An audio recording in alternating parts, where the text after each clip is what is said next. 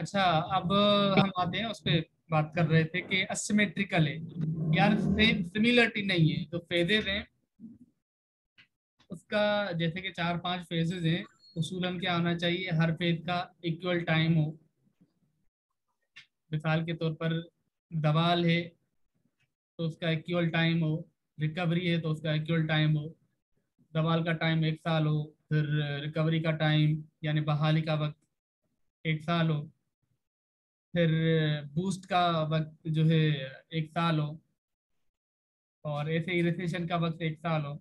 लेकिन ऐसा है नहीं, बड़ा अनफॉर्चुनेट है। इनका मानना ये जो लोग कह रहे हैं, एक मैक्रो इकोनॉमिस्ट, कि तबाही जो है वो ज्यादा देर तक रहती है, उसकी उम्र तवील है। लेकिन जो तरक्की होती है उसकी उम्र तवील नहीं है। या तरक्की वाला जो फेज है, तरक्की का जो मरहला है या रिकवरी का मरहला है, तेज नहीं है। और तबाही या रिसेशन या डिप्रेशन वो जल्दी आ जाता है बनिस्बत रिकवरी के। यानी रिकवरी में बहुत सारे सालों साल लग जाते हैं, या इकोनॉमिक बूम या बूस्ट होने में बहुत सारा वक्त लग जाता है। लेकिन जिस तरह बोलते हैं ना कि बिगड़ती है तो फिर कोई वक्त ही नहीं लगता, और बनाते बनाते उम्र लग जाती है। यही सीन होता है इकोनॉमी के साथ भी। बहुत सारे ममालिक बड़े अच्छे चल रहे होते हैं, उनकी अच्छी डेवलपमेंट हो चुकी होती है, लेकिन अचानक से कोई ना कोई मसला हो जाता है जिसकी वजह से पूरी इकोनॉमी बैठ जाती है। ठीक है। और ये बेसिक चीजें हैं, ये आप लोग पढ़ लीजिएगा। उसके बाद है इंटरनेशनल नेचर है, कि आपके कंट्री के अंदर या किसी एक कंट्री के अंदर कोई ट्रेड का मसला होता है या बिजनेस का मसला होता है, तो वो दूसरे कंट्रीज के अंदर भी होता है। वो इसलिए कि सारे कंट्रीज एक दूसरे से जुड़े हुए हैं, क्योंकि किस कंट्री में प्रोडक्शन अच्छी है, किस कंट्री में सर्विस सेक्टर अच्छा है, किस कंट्री में एग्रीकल्चर प्रोडक्ट्स अच्छी हैं, तो एक दूसरे को सेल आउट करते हैं। फिर किसी एक कंट्री के अंदर भी कोई मसला होता है, मशीनरी खराब हो गई, प्रोडक्शन खराब हो गई, लेबर फोर्स ने स्ट्राइक कर लिया, तो इस चीज का जो जो बाकी एसोसिएटेड कंट्रीज हैं या जो कंसर्न्ड कंट्रीज हैं या जो मोस्ट रिलेटेड जिनके साथ आपके ताल्लुकात हैं ट्रेडिंग के खास तौर पे, तो वो उनकी इकनॉमी पर भी इम्पेक्ट करती हैं चीजें। सही है। अब उसके बाद हम आते हैं फेजेस ऑफ ट्रेड साइकिल।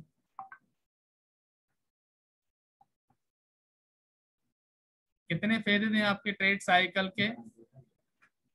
इनके मुताबिक कोई 4 फेजेस हैं। पहला है डिप्रेशन, फिर रिकवरी है, प्रोस्पेरिटी है, रिसेशन है। डिप्रेशन में क्या होता है? नो एम्प्लॉयमेंट, और प्रोडक्शन बिल्कुल जीरो की तरह होती है, यानी होने के बराबर ही नहीं होती। प्राइसेस बिल्कुल गिर चुकी होती हैं, कोई लेने वाला ही नहीं होता। क्योंकि जब एम्प्लॉयमेंट नहीं होगी एक इकोनॉमी के अंदर, तो it mean the consumers, the household, the citizen have no penny, no money in their pocket. When there's no money in their pocket, they will not buy anything. तो जिसकी वजह से क्या होता है कि डिप्रेशन का शिकार होता है वो कंट्री या वो इकोनॉमी।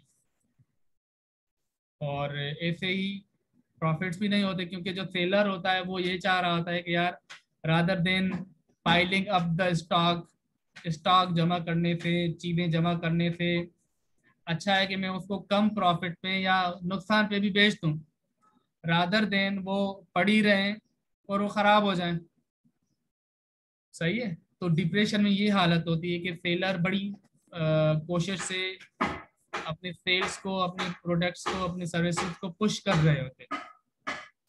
उसके बाद रिकवरी का फेज आता है, उसमें चीजें आहिस्ते आहिस्ते नॉर्मल होना शुरू होती हैं या नॉर्मलाइज होना शुरू होती हैं। एम्प्लॉयमेंट जनरेट होना शुरू होती है, फिर प्राइसेस भी आस्ते आस्ते बढ़ती हैं, और आपकी प्रोडक्शन भी बढ़ती है। और प्रॉफिट का जो मार्जिन है वो भी बढ़ता जाता है। तो ये वो फेज होता है जो कि आप दलदल से निकल के उसके पहले तह पर जाते हैं, या जमीन पे जाते हैं या खुश्की पे जाते हैं। और जब आप खुश्की पे जाते हैं तो आप छलांग मारने की कोशिश करते हैं। जब आप छलांग मार रहे होते तो ये क्या कहलाएगी? प्रोस्पेरिटी, यानी खुशहाली है। आपके पास पैसा आ गया, आपकी इकोनॉमी के अंदर एम्प्लॉयमेंट, फुल एम्प्लॉयमेंट हो गई, रियल इनकम आ गई। फिर जितने भी आइडल सोर्सेज थे, आपके रिसोर्सेज थे, वो यूज होना शुरू। देखें, जो डिप्रेशन होता है ना, उसमें चूंकि डिमांड नहीं होती प्रोडक्ट्स की, इसलिए प्रोड्यूसर्स प्रोड्यूस नहीं करते। बेशक उनके पास रॉ मटेरियल की भरमार हो, मशीनरी की भरमार हो, लेबर उनके पास हो, लेकिन आगे वाला कोई खरीदने वाला हो तो उसके लिए बनाए ना चीजें। नहीं होता तो ये जितने भी रिसोर्सेज हैं वो आइडियल जाते हैं। आइडियल नहीं, आइडियल यानी वेकेंट, खाली, फजूल, नाकारा जाते हैं, वो पड़े रहते हैं। प्रॉस्पेरिटी जब आती है तो आपके जो रिसोर्सेज हैं वो फुल यूटिलाइज हो रहे हैं। जिस तरह हमने एमईसी के अंदर क्या पढ़ा था, marginal efficiency of capital. Capital जितना भी आपने लगाया था उसको आप दो दो शिफ्ट में यूज कर रहे हैं, तीन तीन शिफ्ट में यूज कर रहे हैं। कब कर रहे हैं? जब इकोनॉमी के अंदर डिमांड हो, एम्प्लॉयमेंट हो। तो ये वो सिचुएशन है। अब उस चक्कर में जो प्रोड्यूसर थे या जो सेलर्स हैं ना, वो बड़ी हेवी इन्वेस्टमेंट कर रहे होते, बड़े बड़े प्रोजेक्ट्स ला रहे होते, बड़ी बड़ी ब्रांड्स, बड़े बड़े जो है ना वेंचर ले रहे होते, बड़ी बड़ी सब्सिडरीज खोल रहे होते, बड़ी बड़ी कंपनी, बहुत सारी कंपनी खोल रहे होते। लेकिन अल्टीमेट क्या होता है? आपने जिस तरह हमने लास्ट टाइम में पढ़ा था ना कि ओवर एस्टिमेशन ऑफ डिमांड कर लिया आपने, क्योंकि वो बड़े वो हो जाते हैं, एक टर्म आता है पेसिमिस्ट और ऑप्टिमिस्ट। तो वो बड़े ऑप्टिमिस्ट हो जाते हैं, यानी उनकी सोच बड़ी मस्बत हो जाती है कि आगे जाके जो है ना हमारा फ्यूचर ब्राइट होने वाला है, हमारी डिमांड इस लेवल पर इंक्रीज होने वाली है। लेकिन वो होती नहीं, अनफॉर्चुनेटली। जब डिमांड गिरने लगी या डिमांड आपकी प्रोडक्शन से या आपकी सप्लाई से कम हो गई मार्केट के अंदर, तब आपका रिसेशन आता है। वो क्यों? जितने भी प्रोड्यूसर्स होते हैं या मैन्युफैक्चरर्स होते हैं, उनको कॉस्ट ऑफ प्रोडक्शन उनके गले में पड़ती है। ठीक है, जब अब कॉस्ट ऑफ प्रोडक्शन गले में पड़ने लगती है, यानी आगे से कोई चीज खरीदने वाला ही नहीं है, तो जितने वर्कर्स रखे हैं उनको, एक होता है कॉन्सेप्ट डाउन साइजिंग का, डाउन साइज कर लेते हैं। जो डिपार्टमेंट्स काम के नहीं है उनको बंद कर लेते हैं, जो मशीन्स उनको लगता है एक्स्ट्रा है उनको बंद कर दिया। इसके थ्रू क्या होती है? अनएम्प्लॉयमेंट जनरेट होती है। एक तो उस कंपनी के अंदर जो वर्कर काम कर रहे थे वो घर रवाने हो गए, दूसरा वो कंपनी जहां से कोई रॉ मटेरियल खरीद रही थी या जो सप्लायर से कोई चीज ले रही थी, वो उसने लेना कम कर दिया। उसने जैसे ही लेना कम कर दिया तो जो सप्लायर के पास लेबर फोर्स है या जो लोग हैं, उसने अपने लेबर फोर्स निकालना शुरू कर दी। तो क्या हो गया? यहाँ से इस फर्म ने अपनी लेबर फोर्स निकाली, फिर दूसरे फर्म ने, उसका जो एसोसिएटेड फर्म है उसने निकालना शुरू की। ऐसे ही निकालना शुरू कर दिया तो ये एक ओवरऑल एक जनरल अनएम्प्लॉयमेंट क्रिएट हो गई। ठीक है, तो उसके बाद रिसेशन, यानी इकोनॉमी बैठना शुरू हो गई, बैठी बैठी बैठी, दोबारा वो अपनी दवाल के फेर में जो है ना शुरू हो गई। और वो क्या है? डिप्रेशन। यानी रिसेशन क्या है? डाउनफॉल, एक प्रोसेस है। जैसे इकोनॉमी आपकी बैठ गई, डिमांड कम हो गई, अनएम्प्लॉयमेंट हाई हो गई, तो क्या हो गया? डिप्रेशन आ गई। तो ये फेजेस ऑफ ट्रेड साइकिल थे जो कि हमने डिस्कस किए। उसके बाद हम आते हैं थ्योरीज के ऊपर। कुछ होती है मॉनेटरी थ्योरीज और कुछ है non monetary theory. Monetary theories, अच्छा ठीक है, अपना धर्मला आप कुछ कहना चाह रहे हैं, बोले।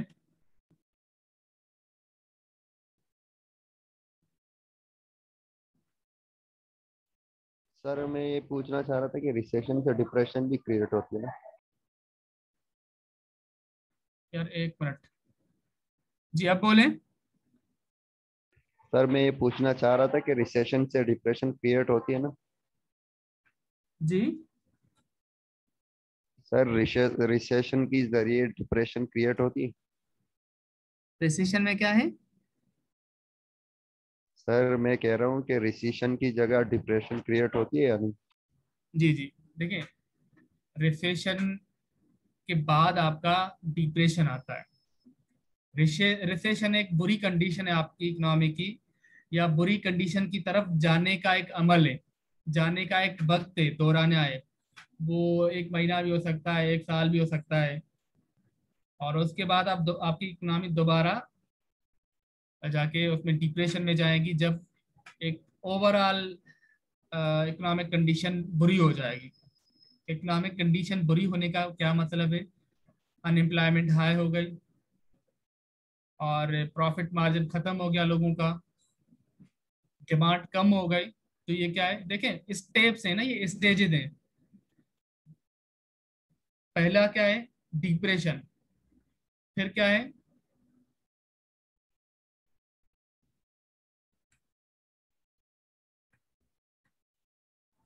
रिकवरी। और उसके बाद क्या है? प्रोस्पेरिटी।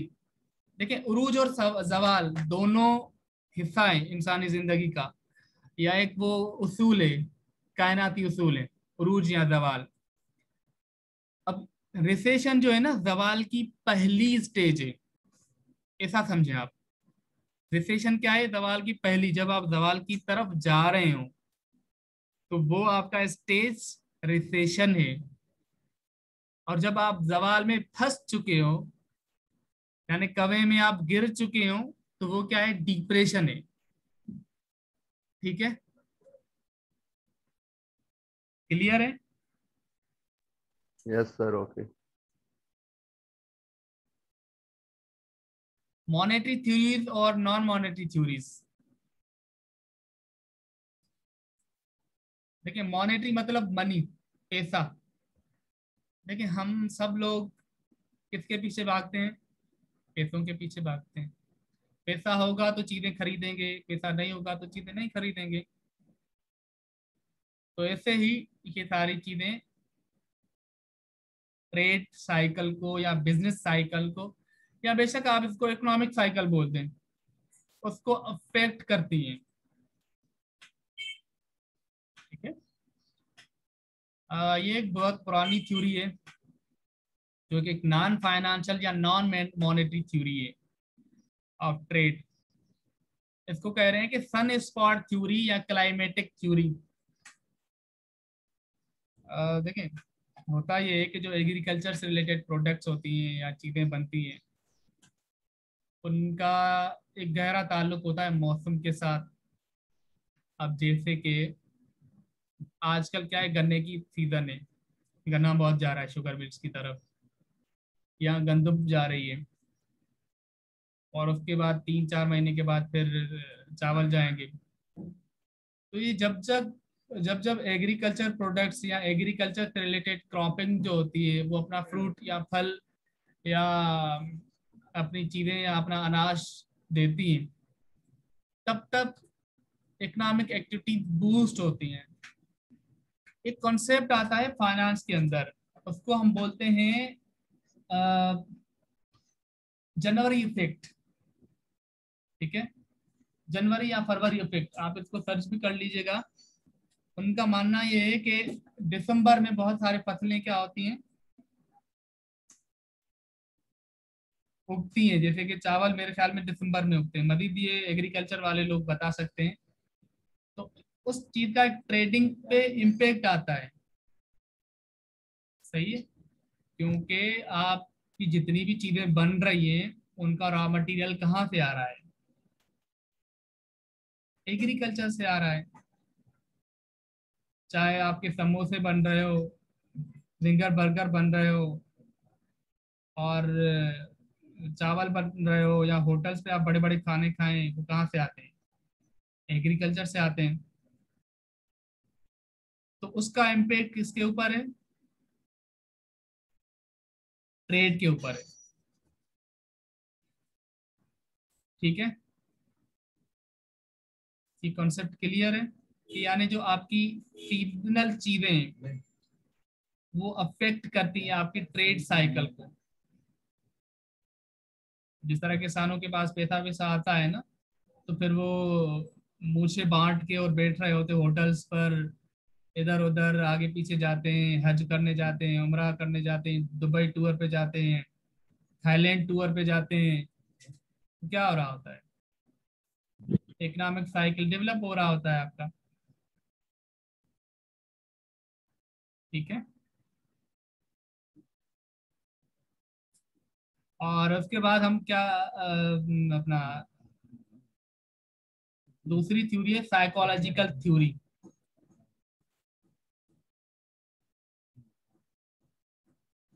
साइकोलॉजिकल थ्योरी का मतलब ये होता है कि जो इन्वेस्टर्स होते हैं या खासतौर पे बैंक्स,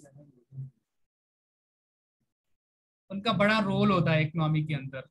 क्योंकि आपकी इकोनॉमी है ही बेस ही इन्वेस्टर्स पे करती है, और एंटरप्रेन्योर्स पे या बिजनेसमैन पे या ट्रेडर्स पे। तो उनकी जो सोच में एक ऑप्टिमिज्म और पेसिमिज्म का कॉन्सेप्ट है, या एक फिलॉसफी हम उसको बोल दें, वो अफेक्ट करती है आपकी ट्रेड साइकिल को। यानी उनको अगर लगे कि आगे मैं जो प्रोडक्ट्स ऑफर करता हूँ या हम प्रोडक्ट्स जो ऑफर करते हैं उनका डिमांड होने वाला है, यानी डिमांड में इंक्रीज होने वाली है, तो वो प्रोडक्शन भरमार के करेंगे। ठीक है, अगर वो ऑप्टिमिस्ट हैं तो उसका इम्पेक्ट कहाँ आएगा? ट्रेड में आएगा। यानी वो रिकवरी की तरफ जा सकता है, बूम की तरफ जा सकता है। और ऐसे ही अगर उनको लगे कि आपका ट्रेड या आपकी तिजारत या आपकी जो डिमांड है आपके कंट्री के अंदर वो कम होने जा रही है, या सिर्फ डिमांड नहीं, पॉलिटिकल कंडीशंस स्टेबल होने को नहीं जा रही, अनस्टेबल हो रही हैं, तो उसका इम्पेक्ट किसके ऊपर आता है? इकोनॉमी के ऊपर आता है। देखिए, फाइनेंस के अंदर जब आप लोग आगे जाके पढ़ेंगे ना, स्टॉक प्राइस और ट्रेडिंग, स्टॉक ट्रेडिंग, और एक कॉन्सेप्ट है कैपिटल कैपिटल फ्ली का। वो जो भी इन्वेस्टर आता है, चाहे आपका अपना इन्वेस्टर हो चाहे बाहर का इन्वेस्टर हो, वो जैसे ही देखेगा ना कि हालात खराब होने वाले हैं, तो अपना सारा कैपिटल निकाल के भाग जाएगा दूसरे कंट्री।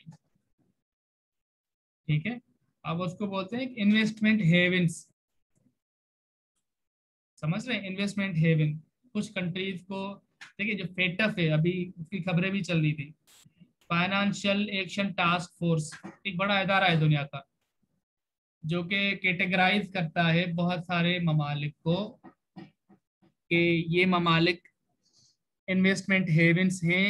हेवन मतलब समझ रहे हैं ना कि अपना सरमाएकारी की जन्नत, या सरमाएदारों के लिए एक जन्नत, जहाँ पर एक अच्छा सेटअप बना के दिया जाता है, इन्वेस्टर्स को एनकरेज किया जाता है, टैक्सेस उनसे कम लिए जाते हैं।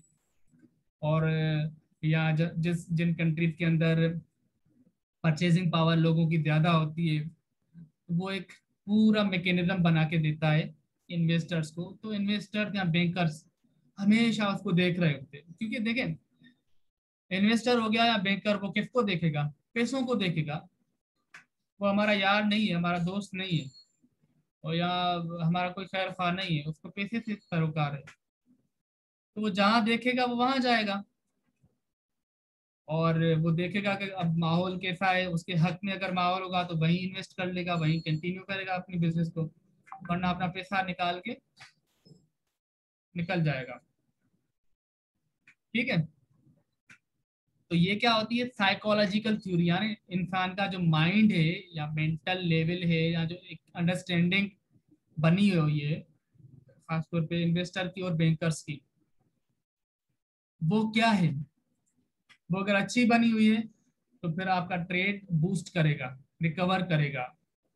अगर आपका ट्रेड या अपना इकोनॉमी अच्छी नहीं है तो उसको आपके जो सरमाएदार है वो अपने कैपिटल को फ्ली करेंगे, यानी फ्लाई करेंगे, कैपिटल लेके भाग जाएंगे।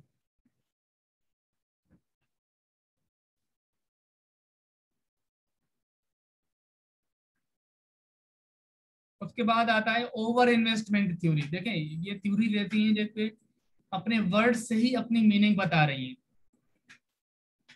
कि ज्यादा इन्वेस्टमेंट कर दी, ओवर डिमांड एस्टिमेशन कर दी, और उनको लगा कि सूरत हाल उनके हक में है और बड़ा डिमांड है, बड़ी तरक्की होगी, लोग बड़े आगे खुशहाल हैं, उनके पास पैसा है, परचेजिंग पावर है।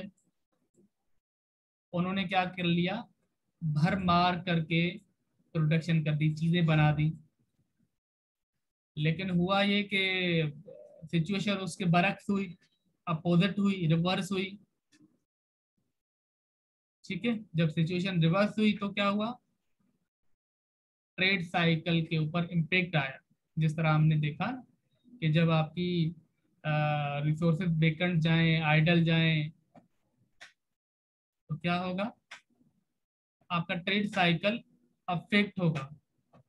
अगर आप ओवर इन्वेस्टमेंट नहीं कर रहे, मॉडरेट इन्वेस्टमेंट कर रहे हैं, या एक इक्विलिब्रियम वाली इन्वेस्टमेंट कर रहे हैं, इक्विलिब्रियम समझाया था ना मैंने कि क्या होता है, कि डिमांड के और सप्लाई के बीच एक तवाज़ुन कायम करना।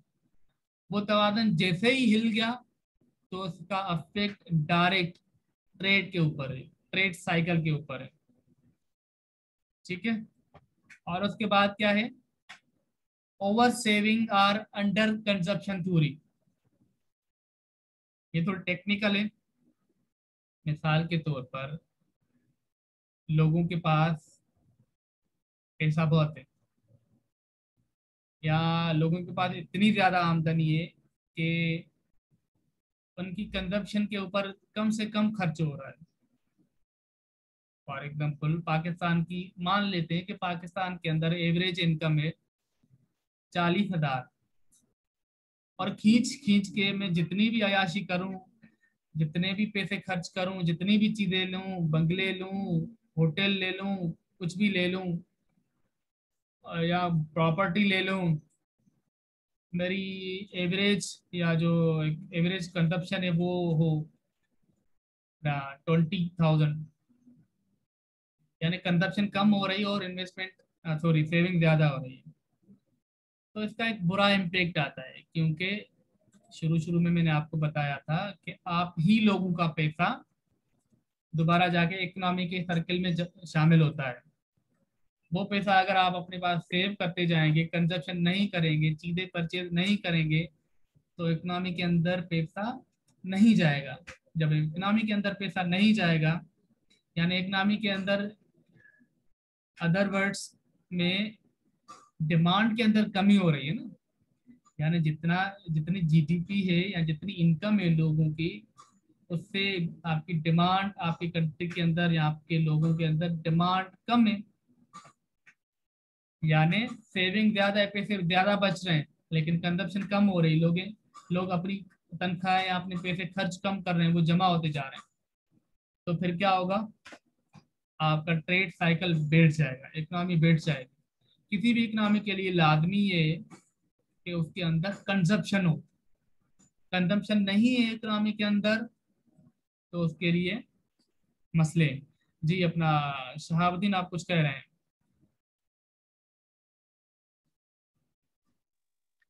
जी सर, आवाज आ रही है मेरी आपको? जी जी बोले। सर ये जो ऑप्टिमिस्टिक थ्योरी है और हमने उसके बाद बड़ा ओवर इन्वेस्टमेंट थ्योरी, क्या डिफरेंस होगा सर? ठीक है, और आप ये पूछना थैंक चाह यू। रहे हैं कि ऑप्टिमिस्टिक और ओवर इन्वेस्टमेंट में क्या फर्क है। देखिए अब हम उस पे आते हैं। ये क्या है, साइकोलॉजिकल थ्योरी है। इसके अंदर क्या चीजें होती हैं, ऑप्टिमिज्म और पेसिमिज्म। ठीक है, और उसके बाद आपकी ओवर इन्वेस्टमेंट होती है। ओवर इन्वेस्टमेंट एक, आप मान लें कि ये जो साइकोलॉजिकल थ्योरी है ना, उसकी एक डॉटर थ्योरी मान लें इसको। क्योंकि ओवर इन्वेस्टमेंट में क्या करते हैं, हम ऑप्टिमाइज करते हैं, हम ऑप्टिमिस्ट होते हैं, हम ये सोचते हैं कि आगे जाके चीजें इम्प्रूव होगी, डिमांड इंक्रीज होगा, और इसलिए हम अपनी प्रोडक्शन शुरू कर लेते हैं। ठीक है, तो फर्क सिर्फ ये है कि जो साइकोलॉजिकल थ्योरी है उसके अंदर हम दोनों चीजों को कंसीडर करते हैं, और दोनों चीजों की वजह से ट्रेड आपका अफेक्ट हो सकता है। और उसमें आपकी जो साइकोलॉजिकल थ्योरी है उसमें दोनों तरफ से, यानी दोनों सिमत में आपका ट्रेड अफेक्ट हो सकता है, आइदर पॉजिटिव और नेगेटिव। अच्छा भी हो सकता है, बुरा भी हो सकता है, लेकिन ओवर इन्वेस्टमेंट में क्या हो सकता है, आपका ट्रेड बुरा हो सकता है। यानी आपने जो एस्टिमेशन करी डिमांड की वो गलत करी, ओवर एस्टिमेशन करी, और उसके अगेंस्ट आपने ओवर प्रोडक्शन भी कर ली, लेकिन प्रोडक्शन उतनी डिमांड नहीं हो पाई मार्केट के अंदर। ठीक है, तो मेन जो डिफरेंस है ओवर इन्वेस्टमेंट थ्योरी के अंदर एक ही पैरामीटर है, या एक ही चीज है, यानी इकोनॉमी आपकी डाउन हो सकती है, लेकिन जो साइकोलॉजिकल थ्योरी है उसमें आपकी इकोनॉमी डाउन भी हो सकती है और अप भी हो सकती है। क्लियर है? ठीक है सर, क्लियर है, शुक्रिया।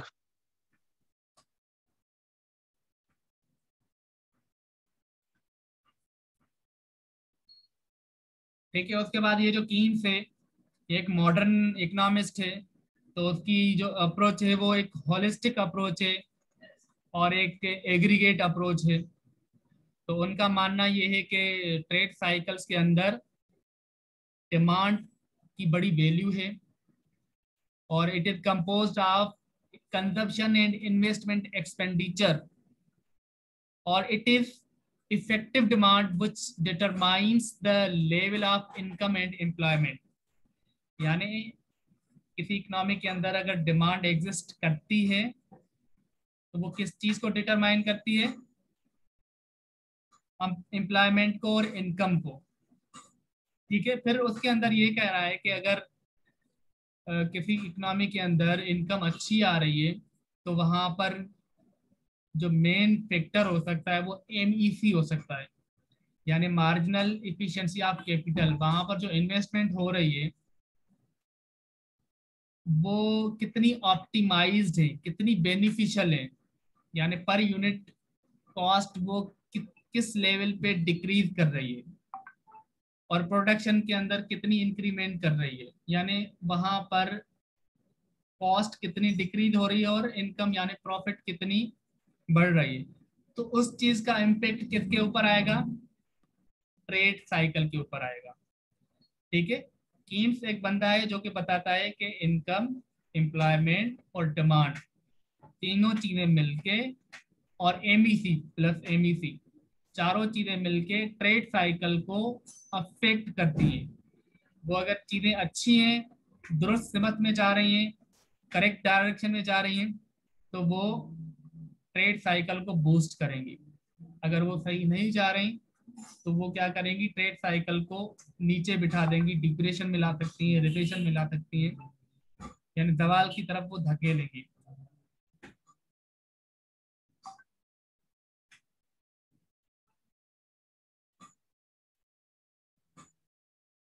उसके बाद है हार्ट रेस मॉनेटरी थ्योरी। अच्छा, ये एक थ्योरी है जो कि रिपीट हो गई है, हमने ओवर इन्वेस्टमेंट थ्योरी पढ़ ली है ना।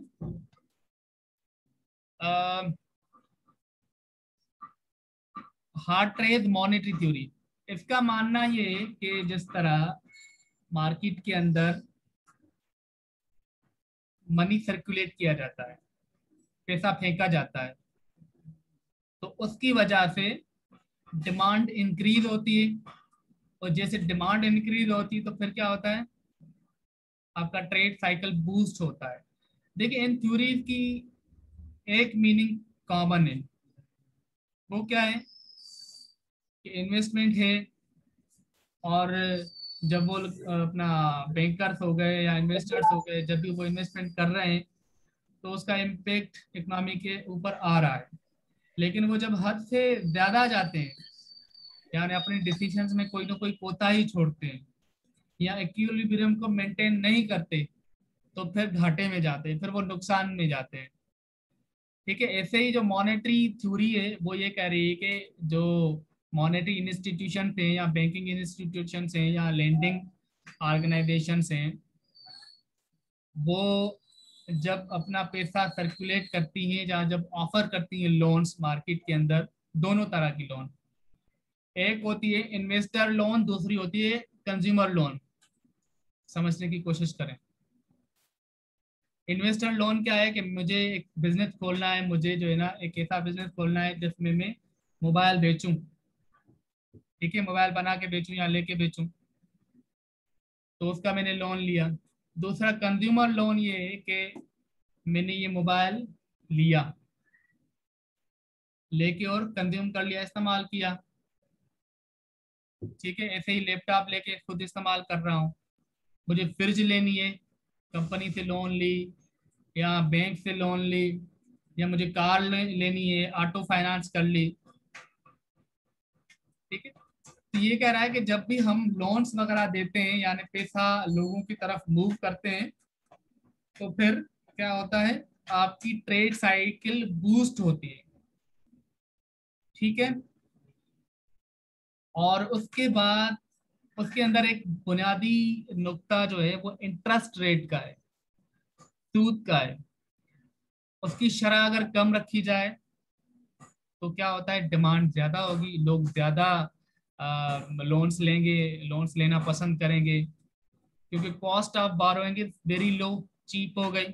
लोगों ने पैसे लेकर चीजें चाहे उनको कारोबार करना हो कारोबार कर लिया, या उनको चीजें लेनी हो तो चीजें ले ली। हुआ क्या, जहां जहां से चीजें ली, जहां जहां कारोबार किया, इकोनॉमिक एक्टिविटी बूस्ट हुई, ठीक है, इंटरेस्ट रेट कम करने की वजह से। ऐसे ही अगर वो डिमांड को कंट्रोल करना चाहें ऑर्गेनाइजेशन या जो आपकी गवर्नमेंट भी हो सकती है, तो इंटरेस्ट रेट को बढ़ा दें, सिंपल, डिमांड एकदम बैठ जाएगी, कम हो जाएगी। तो हार्ट्रेज मॉनेटरी थ्योरी ये कह रही है कि अगर आपने ट्रेड को बूस्ट करना है तो आप इंटरेस्ट रेट कम करें और मनी सप्लाई बढ़ा दें, पैसे की फरोख को आप बढ़ा दें, मार्केट के अंदर लोगों को आप पैसा दें ताकि वो चीजें लें, ठीक है। और उसके बाद फैक्टर्स अफेक्टिंग ट्रेड साइकिल। अब इंटरेस्ट रेट है, अभी अभी प्रीवियस थ्योरी के अंदर मैंने आपको बता दिया। और फिर हाउस प्राइसेस है, हाउस प्राइसेस अगर राइज हो रही हैं, इंक्रीज हो रही हैं, इट मीन्स लोगों के अंदर पैसा है, तो कंज्यूमर स्पेंडिंग में इंक्रीज हो रही है। कंज्यूमर स्पेंडिंग इंक्रीज होगी तो क्या है, वो पैसा कहाँ जाएगा, वो जाके आपकी नेशनल अपना इकोनॉमी के अंदर जाके जमा होगा, फिर वहीं से आपकी तरफ आएगा या किसी और की तरफ आएगा, किसी सेलर की तरफ आएगा, किसी प्रोड्यूसर की तरफ आएगा, किसी मैन्युफैक्चरर की तरफ आएगा, या गवर्नमेंट की तरफ जाएगा, ठीक है। और उसके बाद फैक्टर्स अफेक्टिंग ट्रेड साइकिल में कंज्यूमर एंड बिजनेस कॉन्फिडेंस, जिस तरह हमने साइकोलॉजी थ्योरी के अंदर पढ़ा ना, ऐसे ही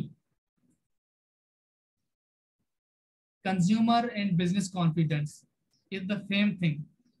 इसमें होता ये है कि कंज्यूमर को अगर पता चल जाए कि कल पेट्रोल की कीमत गिरने वाली है, तो वो क्या करेगा, पेट्रोल कम लेगा, उसकी जो है ना परचेजिंग कम करेगा, बाइंग कम करेगा, क्योंकि उसको पता है कि कल जो है ना कम प्राइस पे वही चीज उसको मिलेगी। लेकिन उसके बरक्स पेट्रोल की कीमत बढ़ रही है, तो वो क्या करेगा, आज के आज ही पेट्रोल के जो है ना बहुत बहुत अमाउंट लेके और स्टॉक कर लेगा। ये कंज्यूमर्स तो क्या, ये पेट्रोल वालों की साइकी होती है। उनको अगर पता चले कि गवर्नमेंट नेक्स्ट डे को प्राइसेस इंक्रीज कर रही है, तो वो आज पेट्रोल देना छोड़ देते हैं। क्यों, लालच है ना, पैसा है ना, उनको पैसा ही कमाना है, उनको पैसे से सरोकार है। तो कंज्यूमर कॉन्फिडेंस और बिजनेस कॉन्फिडेंस किस चीज को अफेक्ट करती है, ट्रेड साइकिल को या ट्रेड को सिंपली। उसके बाद आता है मल्टीप्लायर अफेक्ट। इसका एक हमने पूरा चैप्टर रखा है, मल्टीप्लायर इफेक्ट, अभी मैं आपको बता देता हूँ। मल्टीप्लायर इफेक्ट का मतलब ये है कि आपने कोई एक चीज बना ली ना, या एक इदारा कायम कर लिया, या कोई आपने इकोनॉमी के अंदर इंजेक्ट कर लिया अमाउंट या इन्वेस्टमेंट लगा दी, तो उसका एक मल्टीपल इम्पैक्ट होता है। अब जिस तरह हर एग्जांपल में पोटेंशियली मैं यही बता रहा होता हूँ कि उसका एक मल्टीप्लायर इम्पैक्ट है।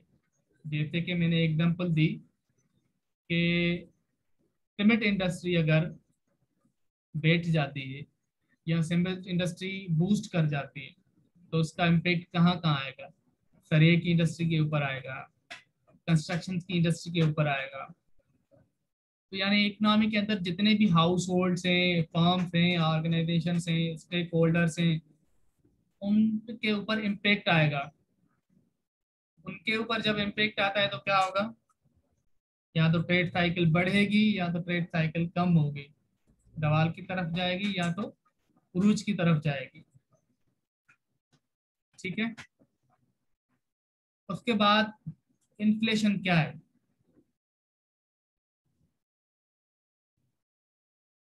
Anybody can tell me about inflation? Sir inflation महंगाई को कहते हैं ना।